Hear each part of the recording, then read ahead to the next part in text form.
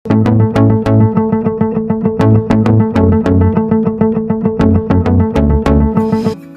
అండి, welcome back to Sai Leela vlog. ఈరోజు recipe ఓలిగ రసం చూపిస్తానండి. కొన్ని చోట్ల బొబ్బట్లు, భక్షాలు, ఓలిగలు అంటారు. మేమైతే ఓలిగలు అంటాం.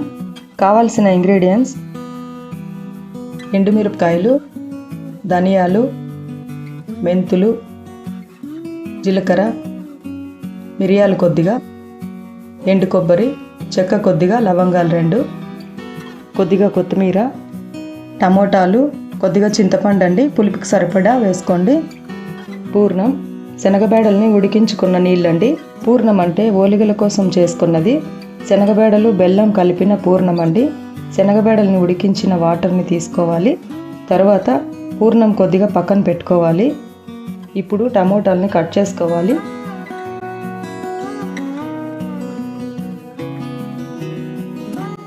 ఇప్పుడు ఒక బౌల్ తీసుకొని అందులో చింతపండు, మనం కట్ చేసి పెట్టుకున్న టమోటా ముక్కలు వేసి కొన్ని వాటర్ వేసి ఉడికించుకోవాలి.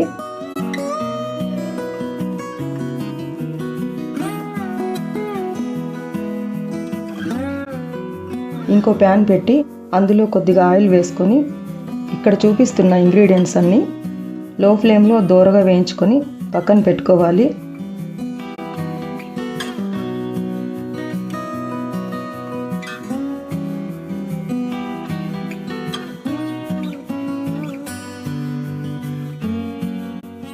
ఇవి చల్లారాక మిక్సీ జార్లో వేసుకొని గ్రైండ్ చేసుకొని పక్కన పెట్టుకోవాలండి.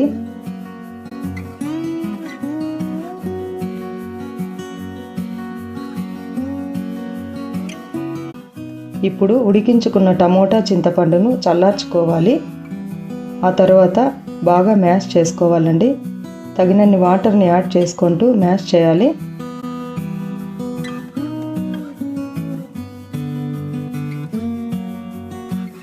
తర్వాత ఇందులో పల్ప్ అంతా తీసేసుకోవాలి.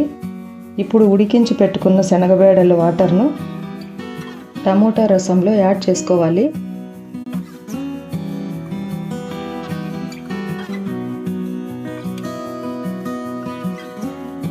మనం పక్కన పెట్టుకున్న పూర్ణంని ఇందులో బాగా స్మాష్ చేసి బాగా కలుపుకోవాలండి.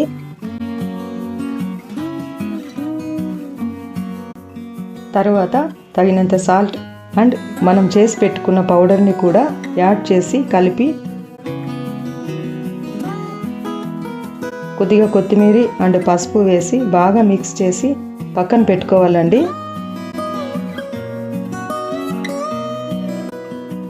తర్వాత పోపు కోసం ఇక్కడ చూపిస్తున్న ఇంగ్రీడియంట్స్ని తీసుకోవాలి. ఇప్పుడు ప్యాన్ పెట్టి ఆయిల్, పోపు దినుసులు వేసి కలిపి పెట్టుకున్న రసంని ఇందులో వేసి 15 మినిట్స్ ఉడికించుకోవాలి.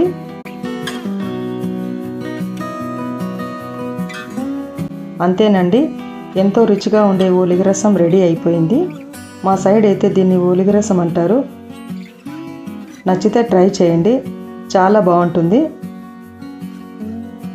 ఈ వీడియో చూశాక సబ్స్క్రైబ్ చేసుకోవడం మాత్రం మర్చిపోకండి.